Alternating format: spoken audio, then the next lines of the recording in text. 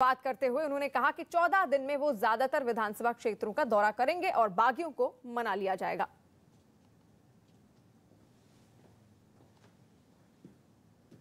मुख्यमंत्री पुष्कर सिंह धामी ने चुनाव अभियान को लेकर अपने दौरे तेज कर दिए हैं, अलग अलग विधानसभाओं में जा रहे हैं। सर, रफ्तार पकड़ी?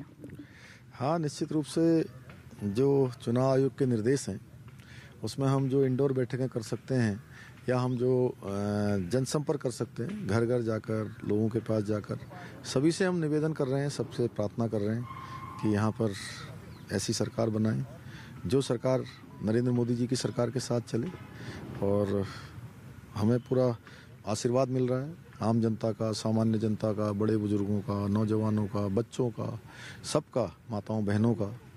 और हम आश्वस्त हैं कि हमारी बड़ी बहुमत की सरकार इस बार बनने जा रही है। सर, पहले छोटे डिस्ट्रिक्ट रुद्रप्रयाग, उत्तरकाशी, चंपावत, बागेश्वर, उसके बड़े डिस्ट्रिक्ट, आपका प्लान क्या है सर अगले 14 दिन के लिए? अगले 14 दिनों में हम सभी विधानसभाओं में जाएंगे। कहीं पर मैं जाऊंगा, कहीं पर हमारे अन्य नेतागण जाएंगे, हमारे मंत्रीगण हैं, सांसदगण हैं, और जो भी हमारे माननीय प्रधानमंत्री जी भी आएंगे बीच में। जैसे जैसे चुनाव आयोग के अब जो नई गाइडलाइन आएगी उसके अनुसार जो है हमारी योजना बनेगी। वैसे मेरा अपना स्वयं का जो है लगभग अधिकांश विधानसभाओं में जाने का कार्यक्रम है। सर, कुछ बागी हुए हैं और उनको मनाने की कोशिशें भी जा रही है, बड़े नेताओं को उसमें लगाया गया। आपको लगता है कि कल शाम 5 बजे तक मान जाएंगे? हाँ, चूँकि हमारी पार्टी बड़ी पार्टी है, आज विश्व की सबसे बड़ी पार्टी है। उत्तराखंड में भी माननीय मोदी जी के नेतृत्व के कारण से, यहाँ हुए कामों के कारण से, हमारी पार्टी के संगठन के कारण से और जीतने की सबसे ज़्यादा संभावना होने के कारण से हमारे यहाँ एक ही विधानसभा में 15-15 लोगों तक का पैनल था, उसमें से किसी एक को मिला है। तो निश्चित रूप से थोड़ा बहुत है, बड़ा परिवार है, सभी लोग आ जाएंगे, सभी लोगों को बात हो रही है सबसे। कांग्रेस भी लगी हुई है, पर उनके नेता अभी अपने अपने विधानसभा क्षेत्रों, हरीश रावत लाल कुआं में, गणेश गुलजार श्रीनगर में, प्रीतम सिंह चकराता में। तो आपको क्या लगता है सर, ओवरऑल पिक्चर आपको क्या लग रही है? नहीं, हम कहीं कोई शंका नहीं है और बड़े बहुमत की हमारी सरकार बनने जा रही है। और कांग्रेस का झगड़ा लोग देख ही रहे हैं कि हरीश रावत जी जो स्वयं पूरा कह रहे थे कि मैं कैंपेन कमेटी का अध्यक्ष हैं वो, और उनको खुद ही अपनी सीट वो नहीं ले पा रहे हैं। कभी रामनगर जा रहे हैं, कभी लाल कुआं जा रहे हैं, पता नहीं कहाँ कहाँ जा रहे हैं।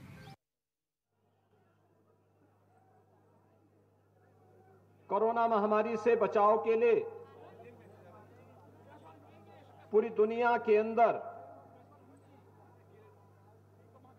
भारत ने प्रधानमंत्री मोदी जी के नेतृत्व में जो बेहतरीन कार्य किया उसकी सर्वत्र सराहना हुई है, क्योंकि इसमें प्रत्येक व्यक्ति के जीवन को बचाने के लिए भी और उसकी जीविका को भी बचाने के लिए पूरा प्रबंध किया गया है। फ्री में टेस्ट, फ्री में उपचार, फ्री में वैक्सीन, सबको वैक्सीन। और भाइयों बहनों, फ्री वैक्सीन, सबको वैक्सीन के साथ ही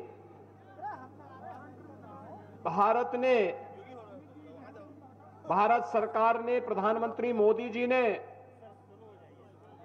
और राज्य की आपकी अपनी सरकार ने भी, डबल इंजन की सरकार है, तो हर गरीब को हर महीने डबल डोज राशन की भी उपलब्ध करवाने का कार्य इस कोरोना कालखंड में सरकार कर रही है। भाइयों बहनों, उत्तर प्रदेश आज देश के अंदर सर्वाधिक वैक्सीन की डोज देने वाला राज्य बन जाएगा।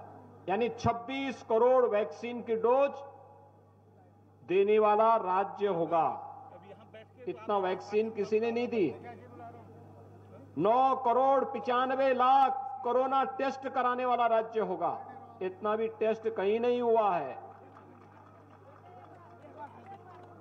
कोरोना का भारत में उत्तर प्रदेश का मॉडल पूरी दुनिया ने और पूरे देश ने सराहा है।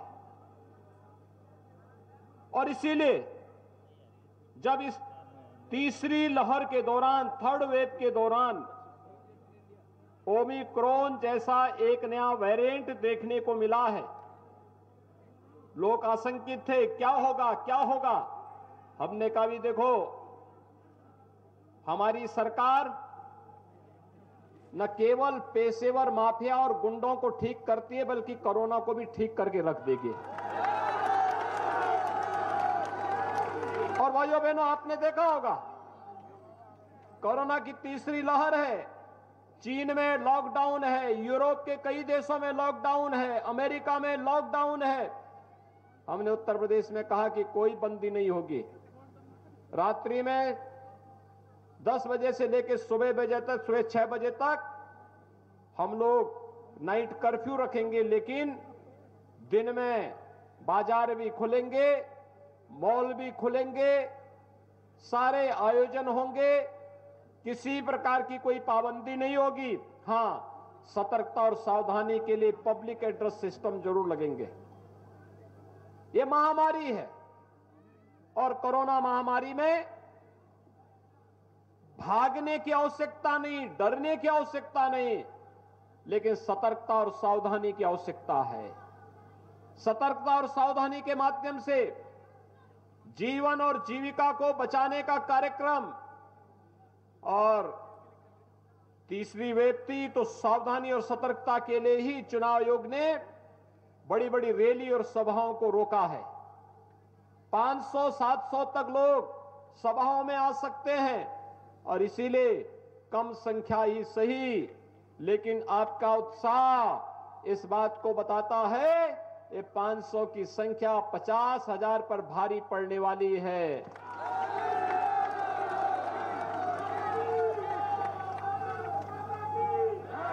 भाइयों बहनों, 2017 में प्रधानमंत्री मोदी जी के आह्वान पर आपने भारतीय जनता पार्टी को अपना आशीर्वाद दिया था, और 5 वर्ष तक भारतीय जनता पार्टी की डबल इंजन की सरकार के कार्य को आपने देखा है।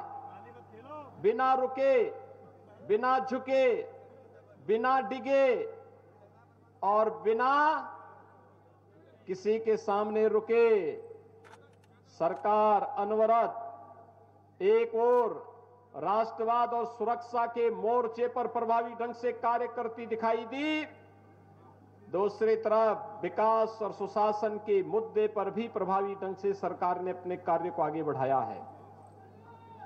भाइयों बहनों, बुलंदशहर जनपद की जब बात होती है, खुर्जा की जब बात आती है, तो खुर्जा का क्रॉकरी का कार्य देश और दुनिया के अंदर कौन इसको भूल सकता है। यहां के इस उद्योग को 1 डिस्ट्रिक्ट 1 प्रोडक्ट में हमारी सरकार ने लिया, बैंकों से लोन दिलाया, सब्सिडी दी, तकनीक दिया, और आज यह उद्योग एक बार फिर से खड़ा होकर के हजारों नौजवानों को रोजगार भी दे रहा है और प्रदेश और देश के विकास में अपना योगदान भी दे रहा है, तो बुलंदशहर को उसकी पहचान भी दे रहा है। भाइयों बहनों, जब हम लोग बुलंदशहर की बात करते हैं तो पूर्व मुख्यमंत्री स्वर्गीय कल्याण सिंह जी को कौन विस्मृत कर सकता है।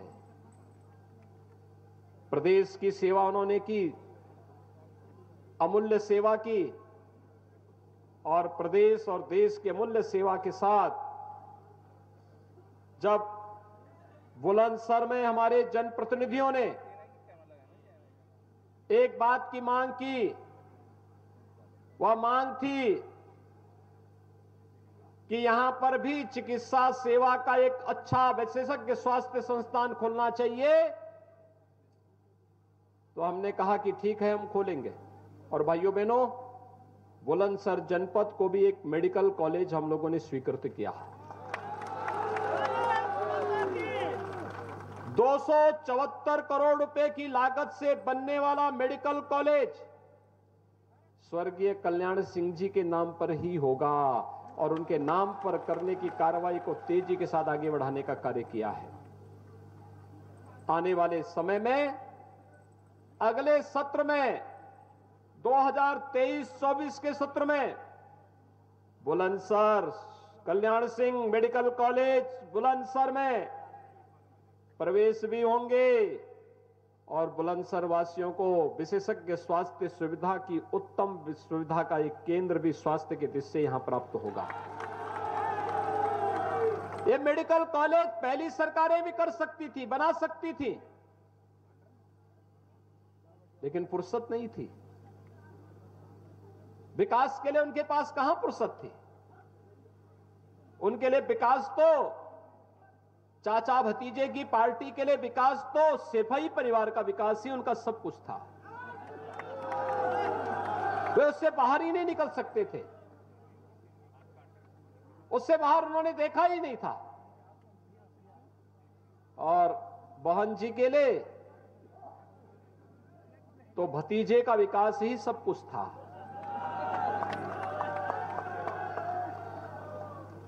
भाई बहन की पार्टी के लिए तो जब कोई आपदा आती है तब उनको भारत याद नहीं आता, भारत के नागरिक याद नहीं आते, तब उनको इटली में नानी याद आती है। तो भला जो आपदा में आपके सहयोगी नहीं बन सकते, आपके साथी नहीं बन सकते, वे मेडिकल कॉलेज क्या खुलवाते बुलंदशहर जनपद में। ये तो भाजपा है, डबल इंजन की सरकार है, जो कहा सो करके दिखा दिया। मेडिकल कॉलेज मिल गया, कार्य भी प्रारंभ हो गया, 2023 में प्रवेश भी होंगे। यहां के नौजवानों को मेडिकल की शिक्षा के लिए अब देश के अंदर भटकना नहीं पड़ेगा। बुलंदशहर में ही घर से निकले, मेडिकल की डिग्री ली, डॉक्टर बने और बेहतर स्वास्थ्य सुविधा देशवासियों को, प्रदेशवासियों को, जनपद वासियों को देने का कार्य यहीं का युवा करेगा। भाइयों बहनों, बुलंदशहर जनपद में हम लोग एक और कार्य देने जा रहे हैं और वह है गंगा एक्सप्रेसवे। बुलंदशहर के जितने भी हमारे जनप्रतिनिधि हैं, विजेंद्र सिंह जी वर्तमान विधायक हैं, बहुत जुझारू हैं, पार्टी के लिए कार्य करते रहे हैं। पार्टी भारतीय जनता पार्टी के लिए एक परिवार है और अलग अलग पदाधिकारी की अलग अलग समय में अलग अलग भूमिका होती है। विजेंद्र सिंह जी ने, यहां के सांसद, यहां के विधायक, इन सब ने मांग की थी कि हम लोग जब प्रयागराज जाना चाहते हैं तो बहुत देर लगती है, बहुत दूरी होती है। हमने कहा घबराइए मत, हम मेरठ से प्रयागराज तक एक गंगा एक्सप्रेसवे बनाएंगे और गंगा एक्सप्रेसवे ऐसा बनाएंगे कि बुलंदशहर में बैठे 5 घंटे में प्रयागराज पहुंच गए। अभी इसमें दूरी लगती है 16-17 घंटे और भाइयों बहनों, जब ये गंगा एक्सप्रेसवे बनेगा तब इस दूरी को पूरा करने में कितना समय लग जाएगा? मात्र लगेगा 5 घंटे। सुबह निकले, सुबह 7 बजे निकले, मध्याह्न 12 बजे प्रयागराज पहुंचे, संगम में स्नान किया, अपना कार्य किया और कार्य करके फिर 3 बजे वहां से चले, शाम को 8 बजे अपने घर में आ गए।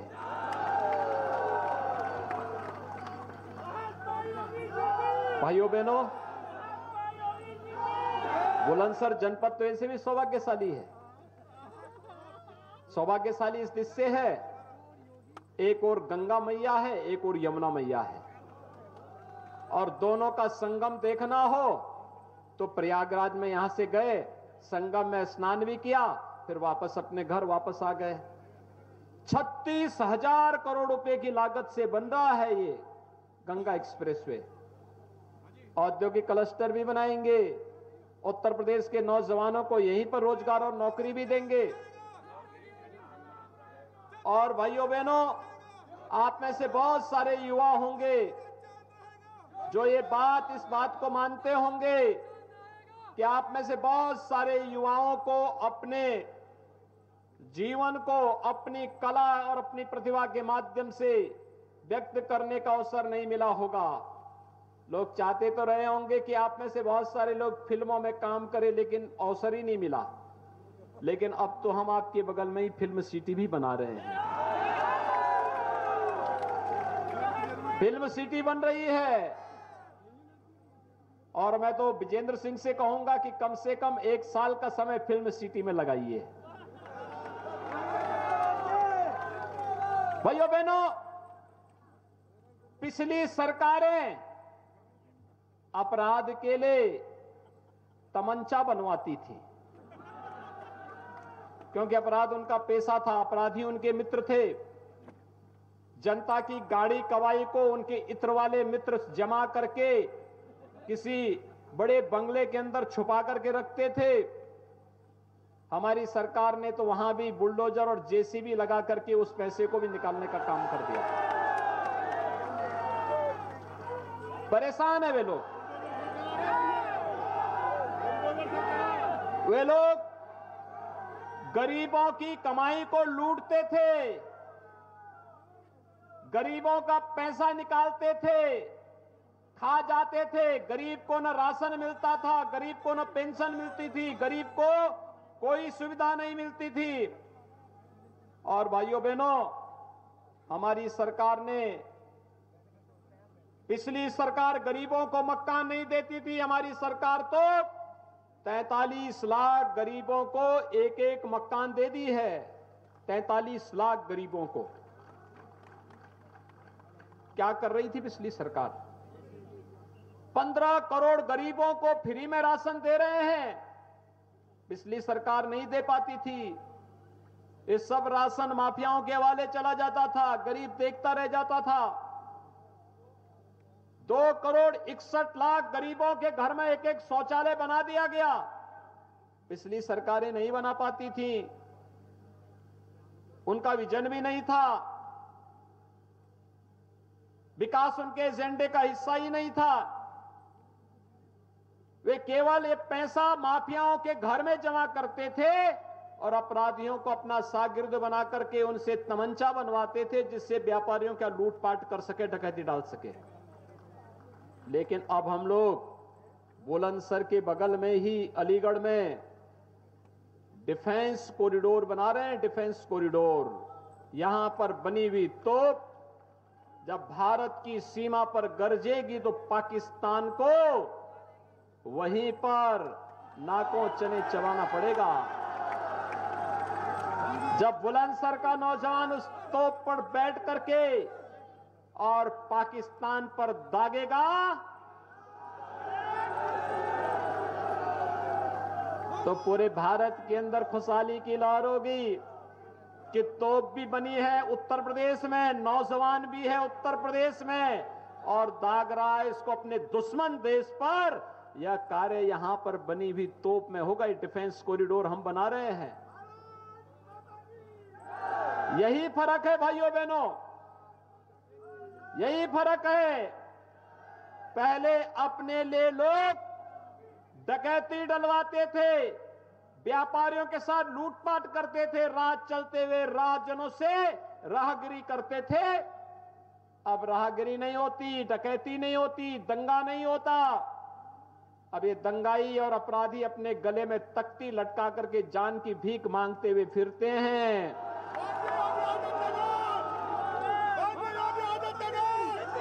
आप एक चीज देखते होंगे, गरीबों की मदद हो इसमें विपक्ष का कोई सहयोग नहीं मिलता। कमजोर लोगों को सहायता मिले इसमें उनका कोई सहयोग नहीं मिलता। समाज में शांति और सौहार्द हो उनका सहयोग नहीं मिलता। लेकिन विपक्ष, कांग्रेस हो, सपा हो, बसपा हो, ये तीनों एकजुट हैं। कब? ये तीनों एकजुट होकर के कार्य करते हैं तब जब गरीब के हक पर डकैती डालनी हो। तब तीनों में कोई दुराव नहीं होता, तीनों मिलकर के एक साथ इस कार्य को करने में महारत हासिल है। उनकी संवेदना गरीब के लिए नहीं है, कमजोर के लिए नहीं है, दलित और वंचित के प्रति नहीं है, महिला सुरक्षा के प्रति नहीं है। उनकी संवेदना पर्व और त्योहार शांतिपूर्ण तरीके से मनाए जाएं, इस पर भी नहीं है। भाइयों बहनों, उनकी संवेदना तो तब जगती है जब माफिया के ऊपर बुलडोजर चलता है। और इसलिए भाइयों बहनों, मैं आप सबसे अपील करने के लिए आया हूं, ये चुनाव विकास की अनवरत यात्रा डबल इंजन की भारतीय जनता पार्टी सरकार ने जिस स्पिरिट के साथ आगे बढ़ाया है, ये स्पिरिट बनी रहनी चाहिए। ये चरैवेती का यह विकास का यह अभियान आगे बढ़ते ही रहना चाहिए। इसके लिए आवश्यक है प्रदेश में भारतीय जनता पार्टी की सरकार। भारतीय जनता पार्टी इसलिए आवश्यक है जिससे थानों का संचालन कोई पेशेवर हिस्ट्रीशीटर न कर सके,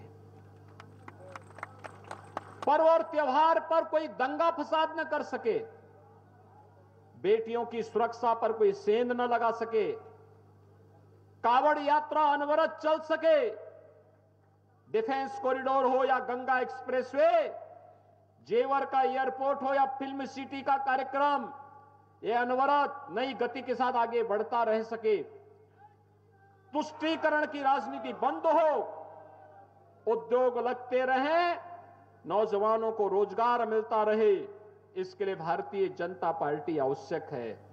क्या आप सहमत हैं भारतीय जनता पार्टी की सरकार बने? सभी लोग सहमत हैं? श्रीमती मीनाक्षी सिंह जी को चुनाव जिता करके भेजेंगे भारी बहुमत से। कमल चुनाव चिन्ह पर जहां भी भाजपा के प्रत्याशी होंगे विजयी बना करके भेजेंगे। दोनों हाथ उठा करके आप मेरे साथ बोलेंगे, भारत माता की, भारत माता की, भारत माता की।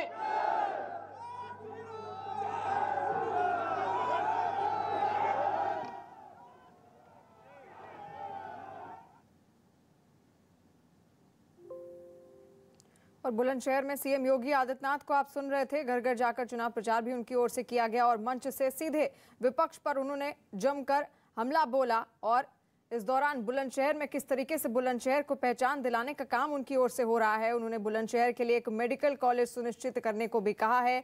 साथ साथ अखिलेश यादव, मायावती और कांग्रेस पर भी उन्होंने जमकर निशाना साधा।